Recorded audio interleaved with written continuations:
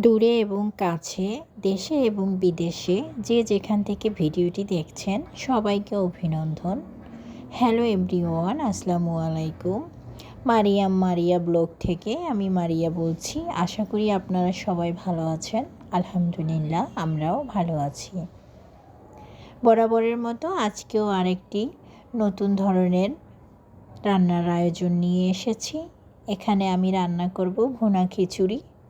তো ভুনা খিচুড়ি রান্না করার জন্য আমি এখানে বেশ কিছু পরিমাণে গরুর মাংস নিয়েছি এবং এখানে কিছু কাটা পেঁয়াজ, রসুন বাটা, আদা বাটা, জিরা বাটা এটাকে দিয়ে দিয়েছি। তারপরে আমি এখানে কিছু গরম মশলা, এলাচ, দারচিনি এবং লবঙ্গ এটাকে দিয়ে ভালোভাবে হাতে মেখে তারপরে এটাকে আমি চুলাতে বসিয়ে দিয়েছি এবং চুলাতে বসিয়ে দেওয়ার পরে এটাকে আমি হালকা আঁচে কিছুক্ষণ পর্যন্ত জাল দিয়ে নেব। এখান থেকে পানি ছাড়বে।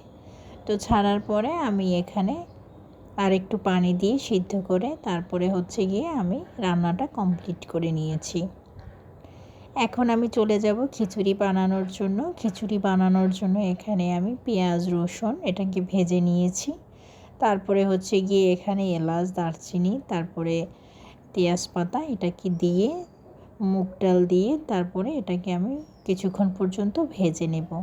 এখানে আমি হলুদের গুঁড়া দিয়ে দিয়েছি, এটাকে ভালোভাবে কষিয়ে নেব। তারপরে আমি এখানে পোলাও চাল এবং মসুরের ডাল এটাকে ভেজে নেব ভালোভাবে করে। ভাজা হয়ে গেলে আমি এখানে কিছু পরিমাণে প্রয়োজন মতো পানি অ্যাড করে দেব। পানিটাকে দিয়ে আমি এটাকে ভালোভাবে নাড়াচাড়া করে দেব।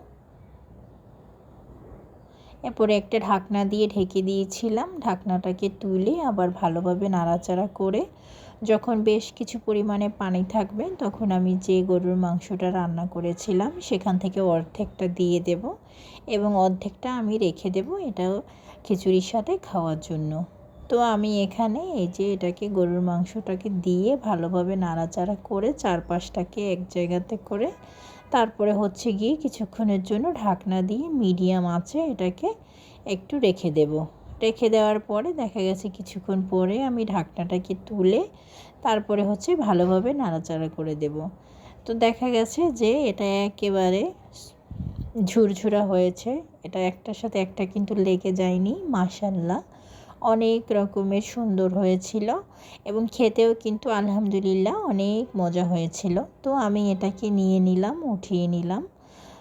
এখানে আমি কিছু পরিমাণে ভুনা খিচুড়ি তুলে নিয়েছি এবং যে অর্ধেকটা গরুর মাংস রেখে দিয়েছিলাম সেটাকে আমি একটা বাটিতে নিয়ে নিয়েছি।